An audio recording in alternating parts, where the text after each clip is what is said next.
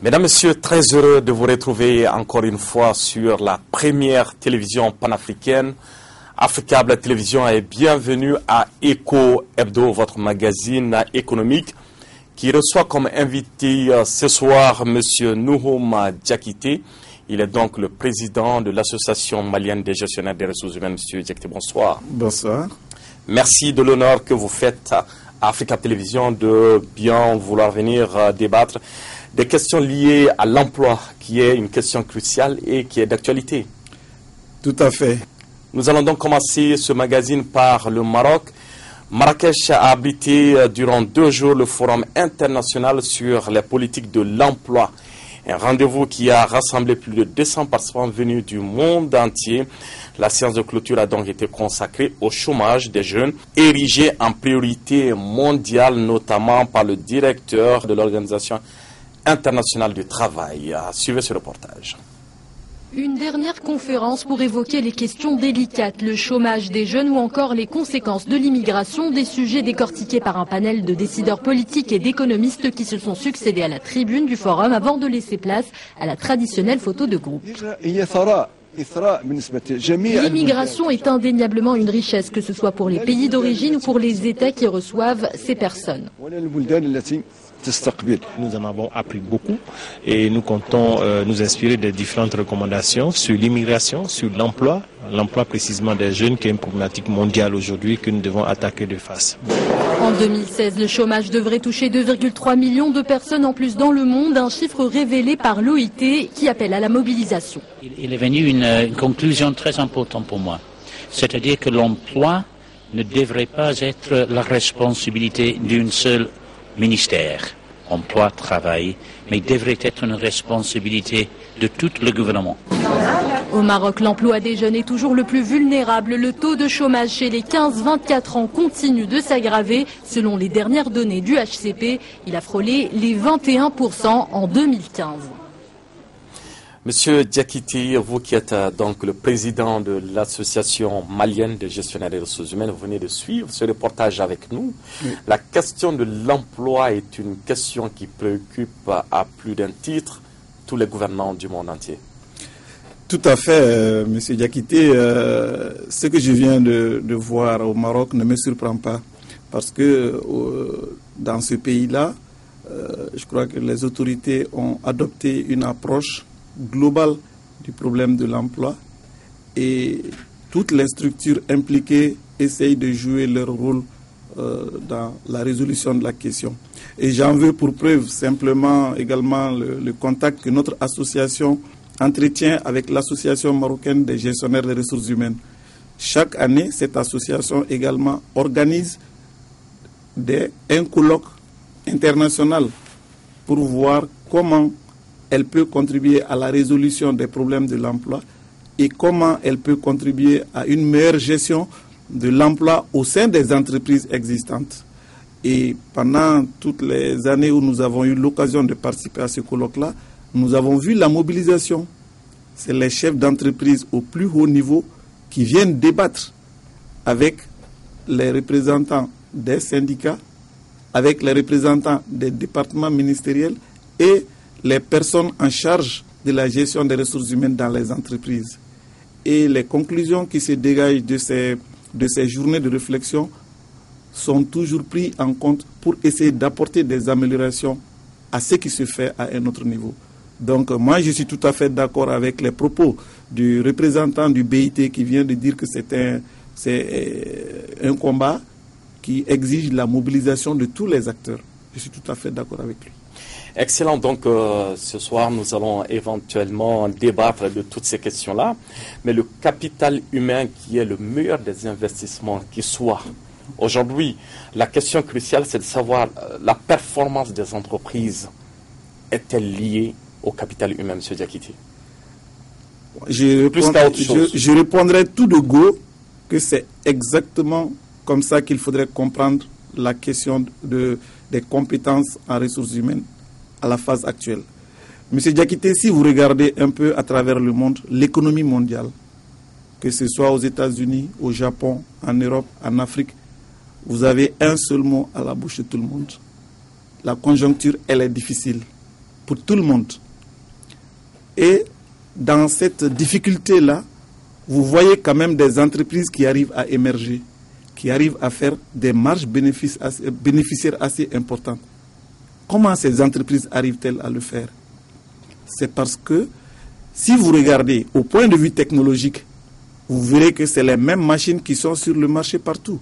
Tout le monde peut acquérir les mêmes outils de travail. Donc au point de vue technologique, tout le monde est au même niveau. La différence se fait à quel niveau? C'est au niveau des hommes qui sont chargés de mettre ces machines-là en marche.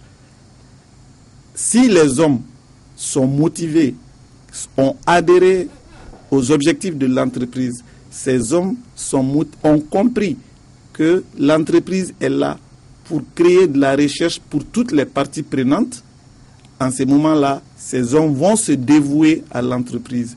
Et lorsque l'entreprise arrive à prospérer, et toutes les parties en tireront des bénéfices. À l'heure actuelle, le schéma se passe de cette manière-là. Les entreprises qui n'auront pas compris cet enjeu-là, vous pouvez investir des milliards à acquérir une machine, mais si vos hommes ne sont pas motivés, vous avez acquis une machine à 4 milliards, 5 milliards, 10 milliards, vous les amenez, vous les donnez à des hommes qui ne sont pas motivés, le premier utilisateur va casser votre machine. Ou pas mieux formé. Mais pas mieux formé, cet homme-là n'arrivera jamais à extraire de cette machine les 100% de sa capacité de production. Et si la machine n'arrive pas à atteindre un certain nombre de pourcentage de son utilisation, l'amortissement ne sera jamais amorti. L'investissement ne sera jamais rendez-vous. Donc c'est un peu ça. Le deuxième élément qui est un facteur également important qu'on ne pourra jamais, c'est l'environnement. L'environnement dans lequel l'entreprise opère. Là encore, ce n'est pas la machine qui va apprécier l'environnement. C'est les hommes qui travaillent, les hommes qui sont dans l'entreprise, qui peuvent comprendre leur environnement et essayer d'intégrer les réalités de l'entreprise à son environnement, de telle manière que l'entreprise puisse réaliser des bénéfices. Et cela en quoi faisant? En essayant de jouer sur les coûts. Aujourd'hui, la maîtrise des coûts est un facteur indispensable pour toutes les entreprises, surtout les cieux. Et je vous l'accorde, justement, quand vous faites allusion, n'est-ce pas, à cette performance escomptée.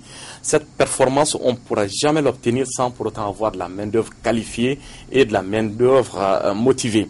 La preuve, ces machines dont vous faites allusion, elles ont été construites par des humains. Bien entendu. Et là, la transition, elle est toute trouvée pour parler de ce lancement qui vient donc d'être fait hier samedi à Bamako d'une nouvelle application appelée Kadial. C'est une application mobile gratuite qui va désormais permettre aux Maliens de vendre et d'acheter des articles neufs ou d'occasion sans passer par les tracts habituels du marché local. La cérémonie a vu la participation des représentants du ministre du Commerce et de la direction de l'artisanat ainsi que de nombreux journalistes venus donc assister à ce lancement. Abdoulaye Maïga et Moussa Bari étaient présents pour Africa Télévision. C'est une innovation qui est précurseur d'une ère nouvelle dans le développement du commerce au Mali. Ce nouveau site Kadial est une application Android développée par des jeunes dynamiques au service de la nation. Souciés ainsi des difficultés que rencontrent les agences économiques, ces jeunes initiateurs diplômés des grandes écoles des États-Unis, de l'Inde et de la Chine ambitionnent d'améliorer et de fluidifier les flux entre les acteurs de l'économie malienne. Ainsi, la nouvelle application Kadial s'adresse aux commerçants maliens comme une plateforme sur laquelle ils pourront écouler plus facilement leurs stocks et à moindre coût. Ce que vraiment nous voulons faire, c'est donner une plateforme à tous les Maliens pour vendre des articles qu'ils ont besoin. Pour acheter des articles qu'ils ont besoin, de l'autre côté, on vend des articles qu'on n'a pas besoin. C'est de créer un lien direct entre vendeurs et acheteurs. C'est nos objectifs vraiment que l'économie malienne peut se développer et donner un peu d'éclat à l'artisanat et aussi à l'économie malienne. Pour accéder à Kadial, il suffit juste d'avoir 200 francs CFA de crédit et d'acheter un forfait de 10 mégaoctets. Avec ça, on peut aller sur Kadiel et l'utilisation est très facile. Pour les initiateurs, le développement économique passe par des entreprises dynamiques génératrices de profits. Cette plateforme est aussi une infrastructure technologique pour s'approvisionner ou même s'informer sur les tendances du marché en vue de fixer les prix à la vente. Pour ce faire, l'équipe Kadiel dispose d'un plan de communication bien défini. Vraiment, nous voulons passer dans toutes les écoles et aussi nous voulons aussi passer dans l'artisanat, dans le marché, vraiment sensibiliser les opérateurs économiques sur l'avantage que Kadiel peut les apporter, vraiment dans leur business et tout. Vraiment, on donne la plateforme qu'on donne vraiment, c'est de faire la publicité de leurs produits en étant dans leur boutique ou dans leur business. Vraiment, on a un plan de communication qui est très défini qu'on va exécuter très bientôt. Une initiative appréciée à sa juste valeur par les représentants du département malien en charge du commerce et la direction nationale de l'artisanat qui réaffirment leur soutien au projet. C'est une très bonne initiative et comme ils l'ont expliqué dans la salle, ça permet de rapprocher davantage les produits des consommateurs. Donc ça va dans le sens du développement du commerce. Ce que j'ai dit dans la salle, ma présence ici, c'était pour transmettre le soutien et l'accompagnement du ministère du Commerce et de l'Industrie à cette initiative. Voilà, c'était une des raisons de notre présence ici. Les assurer de notre accompagnement, de notre soutien et nous encourageons vraiment la démultiplication de ces initiatives aussi. Ils ont fait une très bonne initiative parce qu'aujourd'hui nous sommes dans la nouvelle technologie. Au XXIe siècle, le e-commerce là doit être développé. Donc le fait qu'ils ont pu avoir l'initiative de mettre ça en place, ça c'est une initiative à saluer. Et je parle au nom de ma direction et au nom du directeur national et du ministre de l'artisanat et du ministre du tourisme, de l'artisanat et de la culture. Vraiment, je suis très satisfait de la qualité de leur projet. Si le projet a pu continuer et que ça atteint vraiment sa vitesse de croisière, je pense que ça serait très bon pour le Mali. Les acteurs du site Kadiel ont également saisi l'occasion pour inviter tout le monde à visiter leur site web www.kadiel.com et aussi à télécharger l'application sur Google Play et Apple Store. Monsieur Diakité, vous venez donc de suivre également ce reportage avec nous des jeunes Maliens qui lancent une application mobile gratuite. C'est la seule façon, la seule manière aujourd'hui pour nous, n'est-ce pas, de résorber le chômage avec la création des entreprises, l'entrepreneuriat. Et ça fait partie des outils qui nous permettront de faire face au problème de l'emploi. Parce que le problème de l'emploi, particulièrement celui des jeunes, oui, il faut déposer le CV, mais ça ne suffit pas. Quelle est la qualité du document que vous déposez? Il faut que les jeunes arrivent à présenter un document de valeur, c'est-à-dire une bonne présentation de leur CV. La présentation du CV également ne suffit pas. Il faut avoir le courage de suivre, d'aller jusqu'au bout, déposer le CV. Ce n'est qu'une première étape. Mais il faut avoir le courage après de suivre au sein des entreprises, de voir exactement, j'ai déposé ma demande, bon, est-ce qu'il y a une suite, est-ce qu'il n'y a pas une suite, et s'il y a effectivement des opportunités. Il y a un autre niveau de traitement qui peut arriver au niveau du dépôt du CV. Si le CV déposé contient trop de...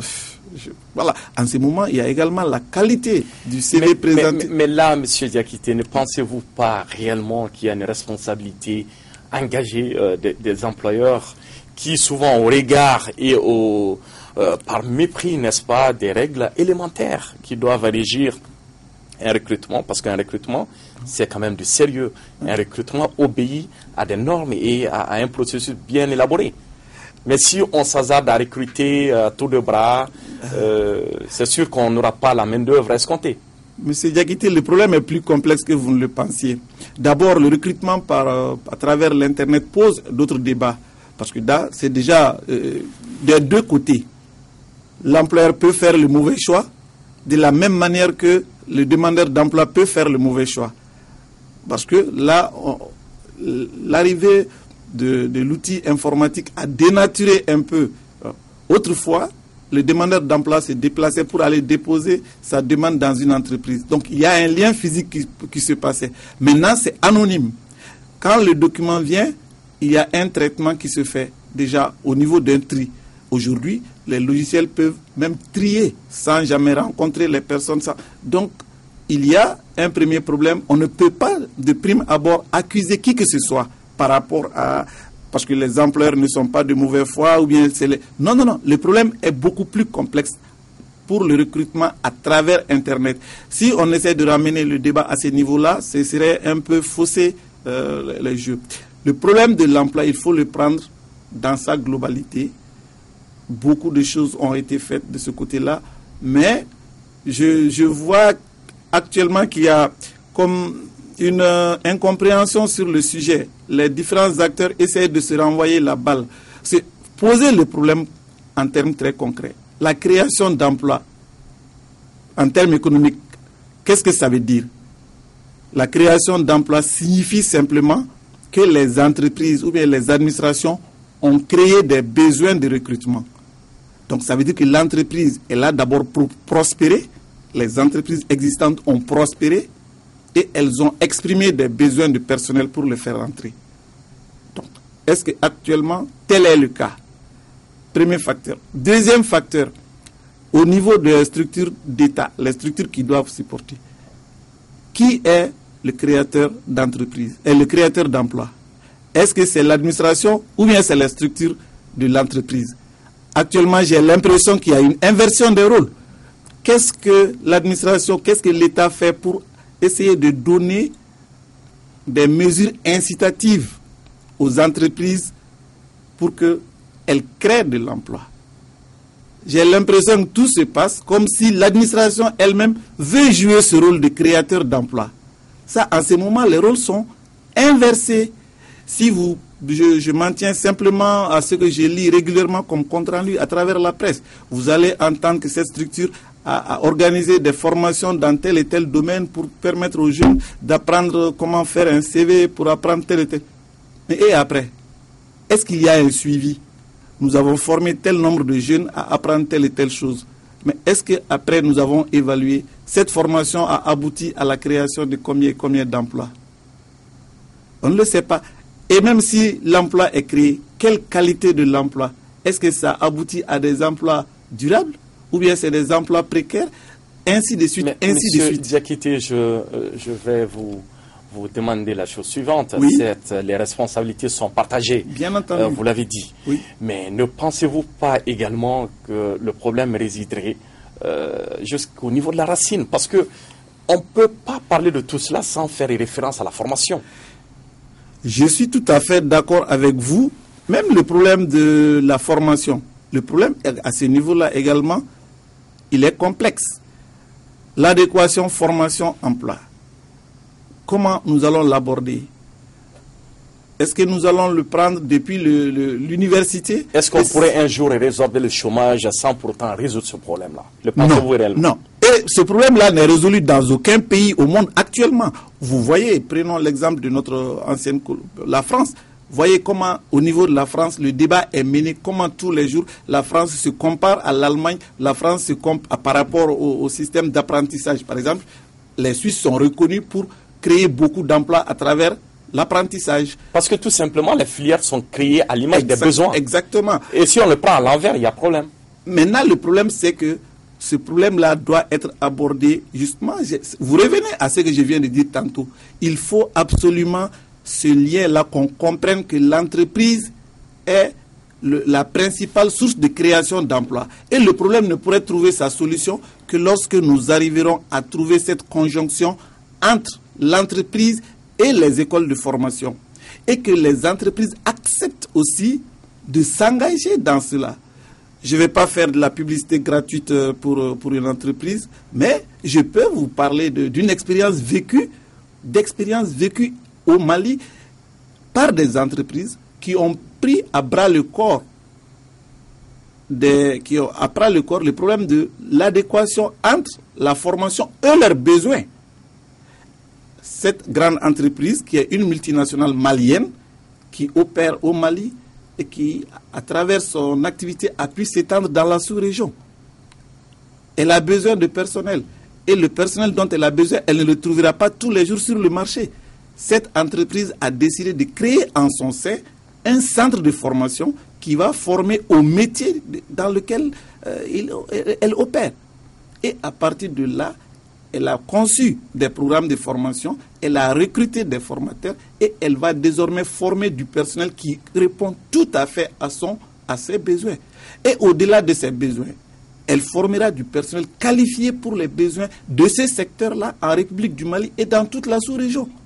Et si vous regardez un peu autour de nous, la résolution du problème de l'emploi passe par la multiplication des expériences de ce genre. À vous écouter, cela m'amène tout simplement à me dire la chose suivante. Oui. C'est à nos dirigeants des écoles, n'est-ce pas, ceux qui érigent des écoles, de tenir compte, n'est-ce pas, des besoins exprimés par les entreprises pour éventuellement créer les filières. Il faut que l'école et l'entreprise arrivent à trouver un point commun. Ce que je viens de vous dire là, l'école n'a pas tous les jours mais des cette compétences coordination de points de vue ou de prise en compte des besoins, cela impose nécessairement un dialogue entre les deux entités. C'est là où je trouve que l'État doit pouvoir jouer un rôle de catalyseur en essayant de mettre en place des mesures incitatives qui feront en sorte que et l'entreprise et les écoles trouveront un intérêt à aller vers des formations qui répondent réellement aux besoins justement des entreprises. Parce que les produits qui vont sortir seront consommés directement dans un secteur d'activité. Je peux multiplier les exemples. Prenez un exemple où vous avez un secteur. Prenons les BTP. Si aujourd'hui, il y a des problèmes d'adéquation au niveau des BTP, il revient aux acteurs du secteur des BTP de dire exactement quel est le profil d'employés dont nous avons besoin dans nos activités. Et à eux de définir quel est le contenu, exactement ce que nous voulons que les jeunes qui viennent dans notre secteur sachent faire. Et en ce moment, les écoles de formation sont là pour permettre justement de faciliter le lien entre la formation qui va être dispensée et les jeunes qui sont déjà en formation. Mais et en retour, le personnel qui va être formé, il faudrait que derrière, les entreprises du secteur qui ont accepté de mettre leur argent dans ce genre de modules de formation, il faut que ces entreprises-là acceptent de recevoir en leur sein. D'abord pour des stages, parce que c'est leur produit. Il faut qu'ils acceptent de prendre ces jeunes-là d'abord pour qu'ils apprennent le métier. Et à la sortie, mais je suis sûr que les produits qui sortiront ne permettront même pas de combler les besoins des différentes entreprises du secteur. Je prends juste un exemple, le premier qui me vient à l'esprit. Nous pouvons multiplier. Vous prenez le domaine de l'industrie, vous prenez tous les domaines. C'est ce genre d'expérience, effectivement, qui peuvent être porteurs de solutions pour le problème de l'emploi. C'est ce que nous voyons d'ailleurs dans les pays anglo-saxons, où souvent c'est des employeurs, des chefs d'entreprise, des capitaines d'industrie, qui viennent dans les écoles, n'est-ce pas, pour faire des profilages, chercher des employés probables. Alors, vous allez organiser sous peu la journée, n'est-ce pas, malienne des gestionnaires des ressources humaines. Quel est l'objectif, sinon les objectifs assignés à cette journée-là? Ok. Organiser une journée malienne des gestionnaires des ressources humaines, l'objectif c'est d'abord mettre tous les professionnels des ressources humaines en République du Mali ensemble pour que nous puissions réfléchir sur les problèmes qui se posent dans ce domaine-là en République du Mali. Si vous voulez, comparaison n'est pas raison, mais c'est juste pour attirer l'attention. Dans peu de temps, on va avoir la foire de l'agriculture. Le Mali est bien connu maintenant, nous avons plein de festivals. Donc nous sommes connus il y a un certain nombre d'activités à travers lesquelles le Mali est connu. Mais dans le domaine des ressources humaines, quelle est la structure qui essaie de mener une réflexion sur les pratiques ressources humaines dans le pays? Quel partage d'expérience nous faisons?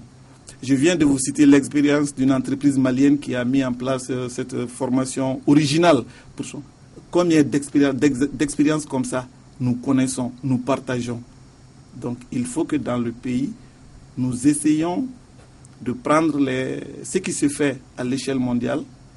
Parce que si vous prenez les grands thèmes des ressources humaines, vous tapez aujourd'hui dans Google, vous trouverez tous les outils que vous voulez. Il n'y a aucun doute là-dessus. Mais est-ce que tous ces outils-là sont adaptés au contexte malien? Les lois qui régissent la gestion des ressources humaines en République du Mali, est-ce que ces lois-là sont connues par tous les acteurs, les chefs d'entreprise, les travailleurs, les syndicats, ainsi de suite, ainsi de suite. Donc il faut que, à un moment, les professionnels, les chercheurs, les étudiants se réunissent pour cogiter ensemble. À l'échelle nationale. Mais quels sont les thèmes qui vont être débattus cette année? Bon, nous avions commencé cet exercice-là en 2011. Déjà, nous avions abordé les thèmes de votre préoccupation, c'est-à-dire l'adéquation de l'emploi à la formation. Nous l'avons traité pendant 2 jours. Malheureusement, en 2012, les événements que notre pays a connus, malheureusement, ne nous ont pas permis d'organiser la 2e édition. Maintenant que par la grâce de Dieu, le pays revient à une situation normale, il va falloir que nous reprenions avec cette habitude-là, que chaque année, les professionnels se réunissent. Donc, nous avons voulu reprendre cette année par le B.A.B.A. Reprendre par le B.A.B.A, ça veut dire quoi concrètement? C'est de voir l'encadrement juridique et institutionnel de la gestion des ressources humaines en République du Mali. Autrement dit, quels sont les textes de base, quelles sont les règles de base qui régissent la gestion des ressources humaines en République du Mali? Quelles sont les institutions qui sont impliquées dans la gestion des Républiques du Mali? Quels sont leurs rôles? Donc nous voulons pendant les 2 jours amener les différents protagonistes à débattre de cela, et à partager leurs expériences, à partager de la documentation et également à poser des jalons également avec des participants qui viendront des pays voisins pour que nous puissions partager leur expérience également de ce qui se fait dans leur pays. Je voudrais d'abord rappeler les dates aux fidèles téléspectateurs de la chaîne du continent. La 2e édition des Journées maliennes des ressources humaines se tiendra du 15 au 16 mars 2016 au Centre international de conférences de Bamako. Nous avons invité les représentants des différentes administrations, le tribunal du travail, tous ceux qui interviennent un peu dans l'application, qui vont débattre du sujet. Et nous invitons tout le monde, tout le grand public, les membres de notre association et également tout le public invité à venir participer à l'événement et enrichir, apporter des réflexions, enrichir le débat à nos côtés. Tout le monde, tout le public est invité. Tout le public est donc invité à prendre part à ces journées dédiées aux ressources humaines, le capital humain, le capital le plus précieux qui soit. Merci, M. Diakité. Je vous en prie. Merci beaucoup, la chaîne du continent. Et à très bientôt. Merci également à vous, chers téléspectateurs, d'avoir été des nôtres. Je vous donne rendez-vous la semaine prochaine pour d'autres actualités économiques. Merci et bonsoir. Merci.